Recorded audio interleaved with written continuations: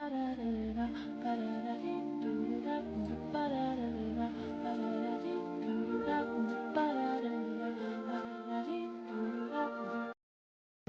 because I'm actually so annoyed with myself right now. I have been seeing for months now, maybe even a year, over a year, that people have been struggling to find G7Xs. If you don't know what that is, it's a camera, it's a vlogging camera, it takes really good pictures. And it's like super expensive now, it's sold out everywhere, whatever. I used to have one, okay? And I used to film YouTube vlogs on it, and I honestly stopped filming YouTube vlogs the second that I lost it because I didn't want to film on my phone. I was being a brat. But I used to have one, point is, right? And I lost it. I remember exactly where I lost it. I remember the date that I lost it. I remember the exact location that I lost it. And I didn't realize until after the time, like after leaving the space, that I lost it, that it was missing, right? Do you want to know the reason that I lost it?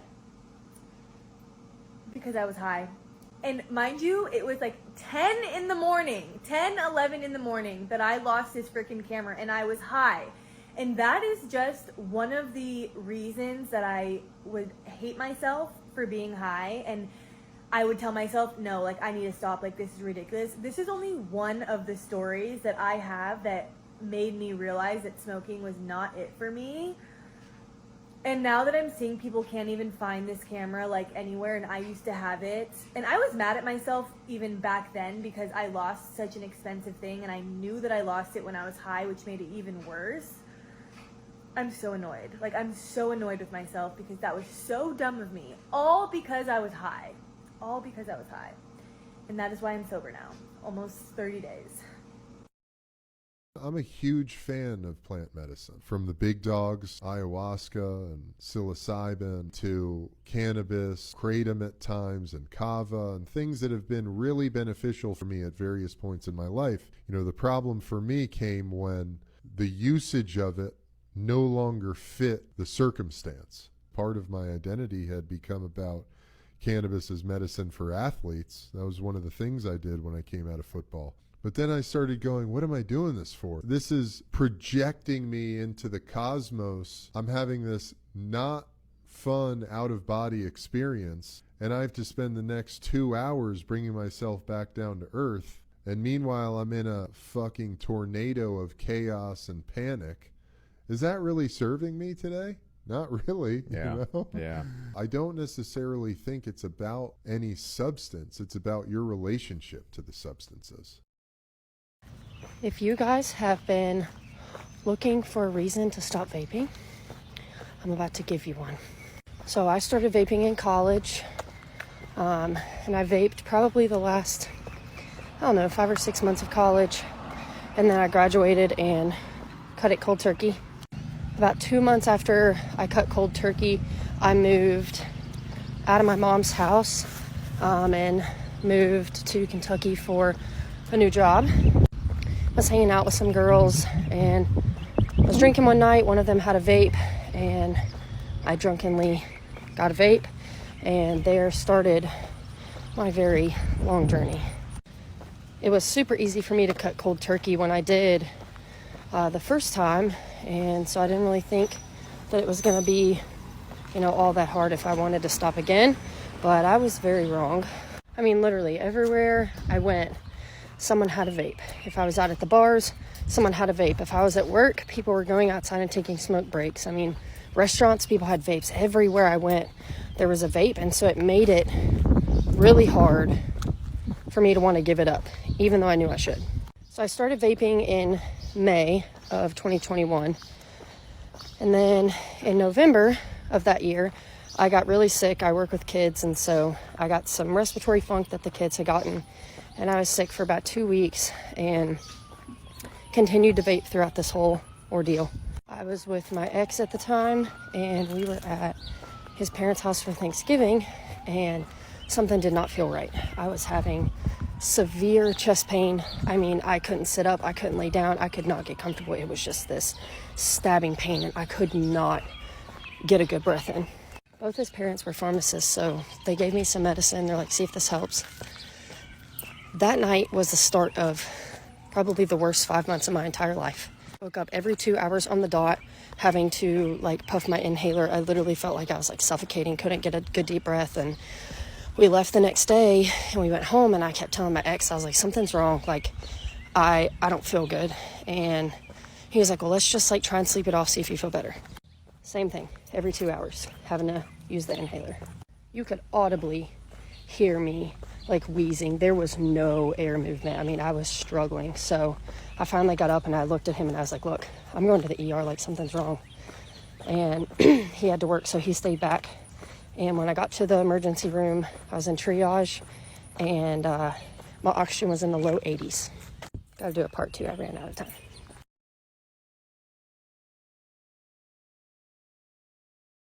Gotta do a part 2, I ran out of time.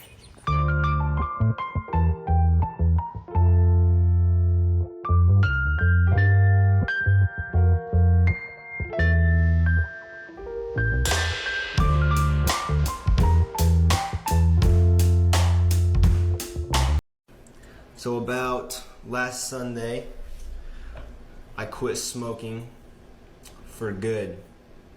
A lot of people wonder why. There's a couple of reasons. Okay, first of all, I'm just trying to get my shit together. Right, guys, I'm 20 years old. I know I don't look like it, but I'm 20 years old. The last 3 months, I kind of just stayed stagnant. You know, I don't want to be stagnant. I want to be going this direction, right? I'm not saying that smoking does by any means keep you in the same place, but that's how it is for me. I know people can be different. I have a big impact, a big influence on the younger mind, younger generation. They see me living this life, having fun. They kind of get the misconception, oh, if I smoke, I'll get the same results. And that's not a good image to paint in people's head. Here's why stopping smoking was the best decision I made. I was a chimney, puffing on Black and Miles like it was no tomorrow. My days was filled with smoke from dawn to dusk. My diet, well, let's just say it was more junk than food, believe it or not. But soon, I noticed my hairline went from winning to thinning. Now, I know what you're thinking. It's just smoke. How's it messing with your hair? I was in denial too, but as my hairline receded, reality hit home. Dang, my forehead is widening, and I'm gonna have a horseshoe. It was time to rewrite my story, bring my hairline back to glory. So I traded smokes for sneakers, hit the gym, and swapped junk food for greens and proteins. It was a switch from nicotine to routine. And guess what? My hair started feeling like hair again. My hairline stopped running from my forehead. Now it's holding down the fort. It's amazing what dropping the blunt and picking up a dumbbell can do. If you're on the fence about making a change, take it from me. Ditch the cigs, the vapes, and joints. Your hairline would thank you. Give it a shot and let me know how it goes. Trust me, it's a change worth making. I stopped smoking weed after 10 years of smoking every single day, severely addicted, because I wanted to change my life. And I wasn't a lazy high. Like, I was the kind of person that got shit done, just making sure I don't have whipped cream in my hair. I could go to the gym, I could work out, I could do this, I could do that. And that really helped me justify my addiction. Like, just because I got things done, it was okay that I smoked weed all day. But at the end of the day, like, I was fucking addicted. Smoking all day, every day, and without realizing it, like limiting myself, isolating myself.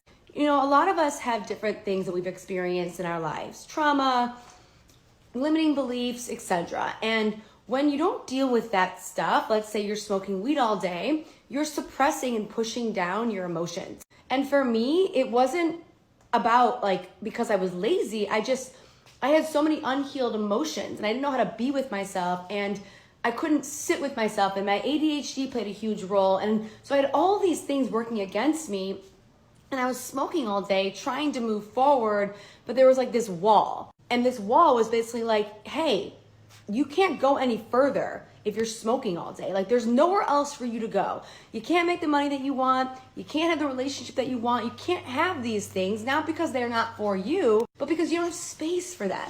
Like, how do you say that you want to be this person who does all of these things, but you're smoking weed all day? Like, there's a disconnect. And so for me, it was about understanding the disconnect and really just getting sick of having to start over every fucking day or every other week. I was exhausted by starting over all the time. So I thought, you know what?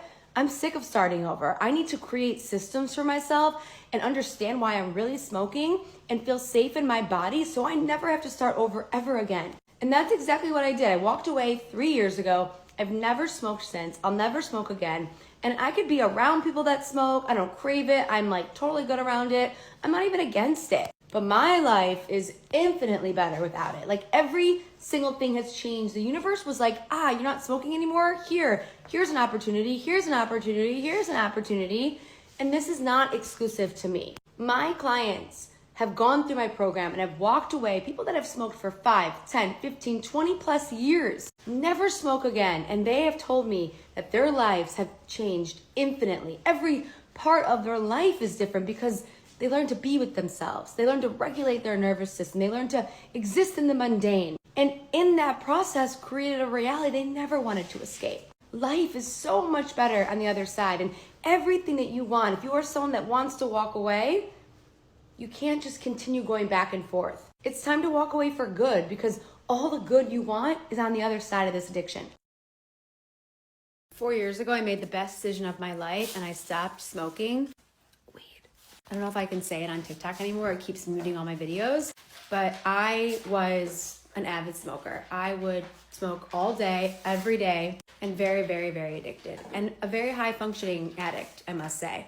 I would wake up in the morning at like 6 a.m. and tell myself today is not the day, I'm not gonna do it, no, like I'm good. And then 2 hours later I'd be anxious, or I'd be restless, and I would just do it. And then I would just continue to do it, and it would be this spiral and this cycle, this dopamine addictive loop.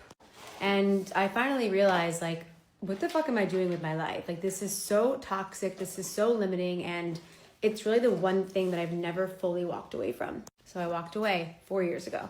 And when I tell you that my life did an absolute 180, like in every possible way, it was sort of like the universe was like, hey, if you walk away from this thing, I will open every door for you. You know, you don't realize how much something stands in your way until you walk away from it and you move forward. And you're like, wow, that took up so much space. And I've been able to help thousands of people walk away from this addiction through my program. But if you're watching this right now and there's a party that justifies this use, or you think, I don't know if this is normal, like it's not. It's absolutely not normal. I don't care how high functioning you are. Okay, so if y'all don't know, I used to be like a heavy smoker. I used to smoke a lot. And the reason why I personally stopped smoking is because it became like an everyday cycle of me being like, oh my God, you know, this person's smoking and they make it look cool. They could be productive. Oh my God, you know, I wish I could smoke just to increase this dopamine, just to increase this moment. I want to have a great time, not realizing that it's actually taking me out of the present moment. So the times that I really should be enjoying, I'm actually just sitting there brain dead. So it would be like this cycle of, I want to get high so bad, and then I would smoke and then be like stuck on stupid. I would have so many creative ideas but not have enough energy to go ahead and tackle any of them. And by the time I'm sober, bitch, I don't want to do any of that shit. And then the munchies is absolutely fucking crazy. You start eating a lot, and then the day after, you always feel it. Like, the munchiness is always nice when you can have all the food, but then the day after, I was a hot-ass motherfucking mess. And ignoring the munchies is not even a fucking question if you ask me. I'm sorry. Once those munchies come, so does DoorDash delivery. Yo, where is that Zod that used to have niggas dying, like, just laughing, goofy, having a good time? Like, Zod now, that should be putting me to sleep. Like, I don't even like how I feel when I keep doing it. I be bored, and I be thinking, let me just go smoke my boredness and my problems away. Just to be in a deeper state of boredness. Like, why do I smoke? But I had to stop before I died, because otherwise it wasn't fun. Day 15 knows all after doing it daily for like 7 years, and to be honest with you guys, this shit's ass, bro. This shit sucks. I still feel the exact same, besides when I wake up, instead of just fucking taking a blink and going on an autopilot all day and stacking racks, now I have to wake up and go on autopilot not baked. So it's the same shit, bro. The main reason I quit was just to tell myself that I could, and just to prove myself and my mind that it's stronger than it thinks it is. But the more that I'm off it, bro, it's just like, man, fucking brain fog's still here. I'm still spacing out a lot. I'm tired all the time. Don't get good sleep. I can eat now, which is cool. You know what I'm saying? Like, I don't gotta be baked to eat, which is hella good, honestly. But other than that, bro, there's really no good benefits yet. I feel like I need to take like a week off work and just slump all day, bro. That's literally how I feel right now. Like, I look tired as shit too. It's crazy. But yeah, basically the only benefits I see right now are just I can eat again, and I really don't crave it at all. Like, last night I thought about it one time, and I was like, damn, bro, I didn't even think about it all day today. Like, it's pretty good. But make sure to drop a follow. I drop videos like this every single day, documenting my journey, seeing how I feel, all types of stuff like that. And if you're still chiefing the ZA in the big 2025, lock in, bro. You gotta quit. For your body, for your health, for your bank account, man, whatever the reason is, you gotta have a couple reasons and just lock in, bro. I don't know what's wrong with me, Mr. White. I don't know how I could be so stupid.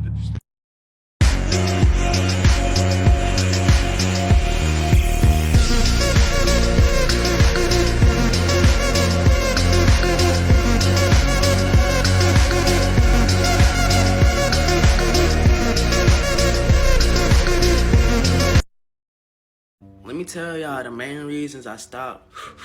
You feel me? One of the reasons is that, you know, your boy used to have paranoia. Like, niggas always be paranoid. Like, I always feel like my heart beating out my chest or something. Or that shit was probably like beating too slow or something. Like, it just always felt like something was wrong with my chest, or, you feel me? I niggas be scared. Niggas always, you feel me? Another reason, nigga always had negative thoughts. Like, that just, every time I smoke, it's always something negative. Like, I could just pull up to the store, see somebody with a hood on or something. In my head, I'm just like, bro, what if he just robbed this place, bro? What if he just robbed? You feel me? Like, why are you thinking that, bro? Another reason, you know, your boy already got anxiety. Like, so it's like, you know, some people, they got anxiety, they smoke and make it better. But, like, for me, it was, like, making it worse. Like, it was just wasn't right. So that's why I put the weed down, man. But y'all be safe, though.